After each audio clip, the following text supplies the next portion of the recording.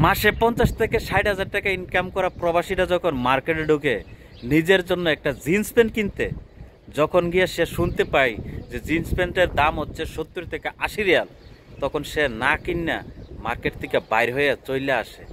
তার কিন্তু কিনার সমর্থ আছে, সাধ্য আছে, কিন্তু তার সেই ইচ্ছা শক্তিটা আর আগের মতো নাই।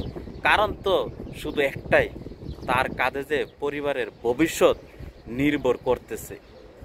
এমন হাজারো প্রবাসী আছে যারা কিনা মার্কেটে ঢুকছে একটা কাপড় কেনার জন্য, কিন্তু সে কিনতে পারে নাই। তার জীবনের সকল শখ, আহ্লাদ, আনন্দ, উল্লাস বিসর্জন দিয়ে দিছে শুধু একমাত্র পরিবারের কথা চিন্তা কইরা। একটা প্রবাসীর পরিবারও আপনি খুঁজে পাইবেন না যে তারা বুঝতে পারছে যে তার প্রবাসী ছেলেটা তার জীবনের সকল শখ, আহ্লাদ বিসর্জন দিয়ে দিছে শুধু একমাত্র পরিবারের ভবিষ্যতের কথা চিন্তা করে। তারা যেন তার দ্বারাই কিভাবে সুখে শান্তিতে থাকতে পারে, একটা পরিবারও আপনি খুঁজে পাবেন না দেশের মাটিতে। তারপরও কেন প্রবাসীরা এত কিছু বিসর্জন দেওয়ার পরও পরিবারের কাছে ভালো থাকতে পারলো না?